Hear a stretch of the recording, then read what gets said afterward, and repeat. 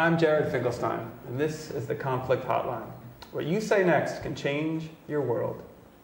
I will be hosting today's show, and we will be doing part 2 of the topic, Sex with Someone Else. We did part 1 of this topic back in October, and tonight we have Newt Bailey and Ali Miller back in the studio with us to continue this exploration. So now let me pass the camera to our conflict coach, Mickey Cashton, to explain the situation. Thank you. So last time what happened is I worked individually with Casey, who is being played by Ali, and with Dan, who is being played by Newt, on this situation where Dan had sex with another person, and this created some kind of a breakdown. Towards the end of our work together, Casey had an experience of being finally heard a little bit for the devastation and disorientation that you felt. Mm-hmm. And just a little bit of maybe there could be trust somewhere in the future. Mm-hmm. And you were able to hear her, and partly that was at great cost because it brought you to think that there was something wrong with you. And that this is something that I definitely want to come back to later. How can we hear people without making ourselves wrong in the process? And I'd like to just hear for a second, I understand that in the week since we've seen each other, you've been staying with friends and you haven't had a whole lot of contact with each other. So how are you now in this moment? Well, we've not been talking, so it's good to be here so that we might talk, and hoping that we can move forward a little bit with the whole situation. Yeah, I'm kind of nervous. But also, a smidgen hopeful, hoping that this will be helpful. Thank you. So in a moment, we'll come back to this session, and I want to give it back to Jared to finish introducing the show. Thanks, Vicky. Conflict Hotline is a live program about the common challenges that we all face in our relationships, at home and in the world. It's about what awareness and skills we can develop to face those situations more successfully. We're an all-volunteer effort, and we are affiliated with Bay Area Nonviolent Communication. If you'd like us to use your situation in a future show, please email us at conflicthotline@baynvc.org. Now let's get back to the situation and see with Mickey's support what sort of conflicts we can resolve this evening. Thank you. So I'd like to start with just, here we are, in this session, and I'd like to talk a little bit about this dilemma that so often happens, because in any relationship, sooner or later, person A is going to do something that is painful to person B, and person B is going to do something that is painful for person A. That just happens, that is part of life. How do we come back from this? And I'm not trying to minimize what happened here, just talk about the general principles, which is that it becomes very difficult to hear the other person if we make ourselves wrong for what they did, for what we did, and we make ourselves responsible for their pain. So there's something very powerful about being able to just be present and heart open to another person's pain without making ourselves the guilty party. So how do we do that? How do we protect ourselves from taking on the blame? It's a very subtle process of recognizing that the pain is the other person's experience. It's related to what we did, but it's not caused by it. And it's not caused by it because in between what you did and her experience, there is the meaning that she makes of it. And the meaning that you made of it is a certain sense of devastation, disorientation. Can I trust him? Did he ever care? All that happens inside of her. It's related to what you did. It's not caused by it. It is what she does inside with the experience. This is a very, very significant piece to understand for any conflict between people, that we're not responsible when we don't cause the other person's experience. So I'm wondering if you can find any place of any kind of wiggle room through that way of framing it. Yeah, it's confusing because you know, I kind of like the sound of what you're saying in a certain way, and at the same time, I'm suspecting that Casey's not going to be quite as in favor as what you're saying, and so. So there is also room for mourning our action, which I have a sense that you might feel that kind of mourning, because seeing the amount of pain that she's in, and with your love and care for her, that would be very, very sad. What do you mean by mourning? Like just feeling sadness about seeing the choices that you made, how they're not aligned with the kind of effect that you want to create in the world or in this relationship. Sure. Yeah. And then, because see, there's, I know this has happened to me, and I don't know if this goes on for you. When somebody takes responsibility for my pain, it almost feels like I have to take care of them to reassure them that they're an okay person. And it doesn't actually keep the focus on me and my pain. And that's what I want to do first, is to just keep your focus on her experience without involving, did I do something wrong here? Okay, I can try and do that. And if it feels to you like you're getting pulled into there's something wrong with you, let me know, and then we can kind of like put a magnifying glass on that and see what we can tweak in the moment. And I'm wondering if you have any reactions to what I'm saying. Mixed reaction, because I like what you're saying about him keeping the attention on me, and if he's gonna be like feeling guilty, I get how then he won't be focused on me. But I kind of want him to feel guilty. Like I want him to feel remorse. So there's this subtle difference between guilt and mourning. Mm-hmm. Guilt has this idea that something wrong happened. And mourning has a kind of a quality of heartbreak. And I have more confidence that when somebody gets into that place of heartbreak, they will be able to connect. And the guilt is so uncomfortable that we kind of like scramble to get out of it, and then the flip side of it is, you're making me guilty. Stop your pain. Do you see? Mm-hmm.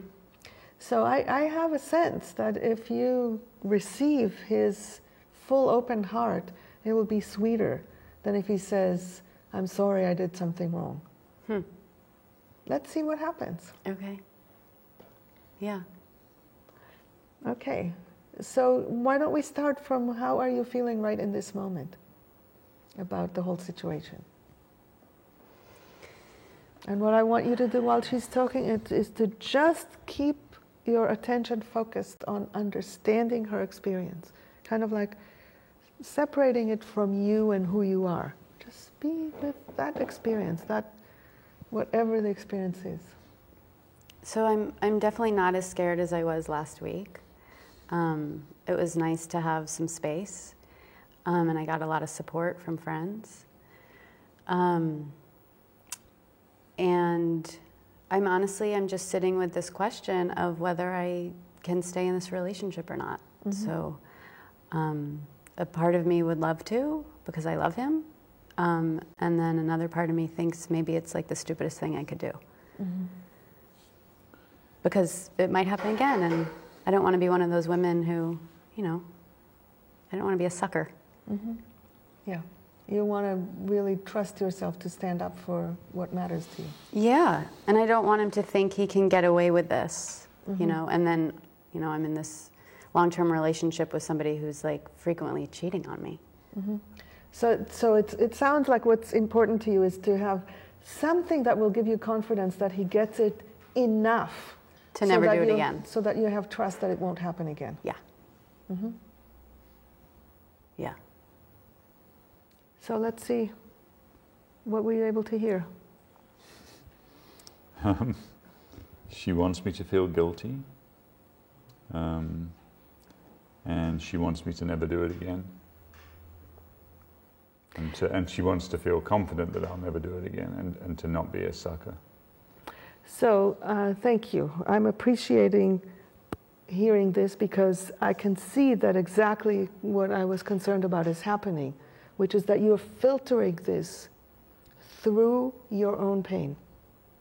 Instead of hearing her, you are hearing the effect that this has on you. So I want to bring your attention back to really what matters is to hear what she cares about and what she wants. And let me repeat what I am getting that she wants. I'm getting that she wants to trust herself to stand up for what matters to her. That's part of why she's worried about relaxing into staying in this relationship.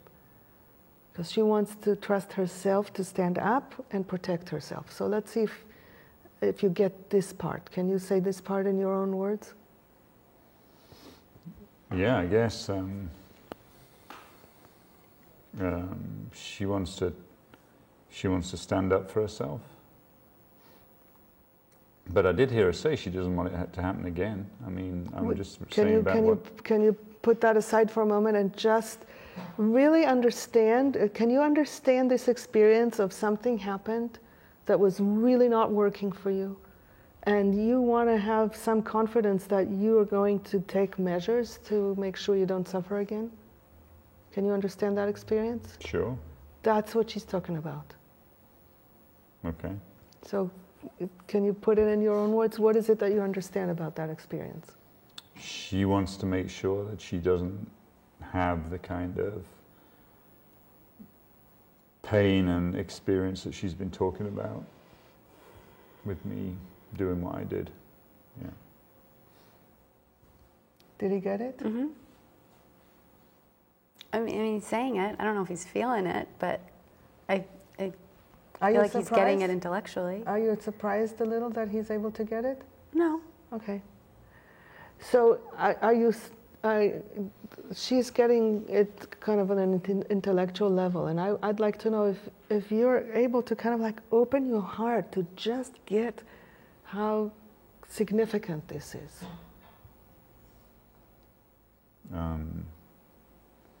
Really, really put yourself in her shoes. That's the key to bridge the gap. Is you're in two separate places, and I want you to kind of like enter her shoes. Yeah, I guess I get it that you wouldn't want this to happen again, and that you'd want to do whatever you can do to make sure it doesn't, and that you want to be able to trust whoever you're with, to trust me if you're with me. I think I get that. Do you trust that more? Mm-hmm. A little. Thank you. I really appreciate the stretch. And before we continue, I just want to check in with you, Jared, kind of like sitting there on behalf of the audience. Do you have any questions so far? I mean, hearing the back and forth, I'm sensing something's happening here, but it seems to me the issue is about trust. Mm-hmm. And that trust has been broken here. Does this process that you're inviting them to go through, is this somehow going to rebuild trust? Is that... That is my hope. Okay. And it's one of the most complicated things in life to rebuild trust when somebody feels that it's broken. Okay. And if you think about it kind of like metaphorically, if trust has been broken, what ground do you stand on to go anywhere, to even rebuild the trust? It's like, it all feels so shaky. So it's almost like you have like these little pieces of, like if you think about crossing broken ice, river. There isn't really a footing there to stand on. Yeah. So it's kind of like you stand on one piece and it's drifting, and can you even stand on it without it sinking again into that cold water that you finally got yourself out of? Right. So it's very, very difficult. And so what I do is I try to really hold it into very, very small steps, because I like this metaphor, because if you think about it, if you jump to a piece that's too far, it's going to get you more off balance. But if you take one tiny step and you're really steady along the way, you can gradually cross to the other side. So the piece that I am counting on is that whenever any of us feels fully heard about something, there's like magic that happens. There is like, oh, maybe there's possibility. Maybe there's room for me. It's like the sense of I'm heard and the sense of what I'm experiencing matters. And that's what I'm working with right now, is for Casey to get the sense that she's heard and that it matters. Okay, I mean, I think that's clarifying for me, and I'm imagining some of the viewers at home that you're not here necessarily to fix their relationship and get them back together. No. But rather, this is a process of maybe repairing some of the trust that's been broken, and then they'll be in a better situation to decide what they want to do with their Exactly. friendship. My goal is never to keep a relationship or end a relationship. My goal is to support people in hearing each other well enough that they can make the decision together and not against each other. I see. And if they make the decision that it will serve more of their needs to end a relationship, people can end a relationship and have that be a life-affirming process. Or they can stay in a relationship and have it suck. So it's like it's when I hear you say that, I imagine you're really trying to spare them resentment and bitterness. Yes. Okay. Yes. Yes, thank you. Got it. Actually, why don't we take a quick break? Give our role players a chance to self-connect and take in what we just did. Let the audience at home do the same, and we'll be back in just a moment.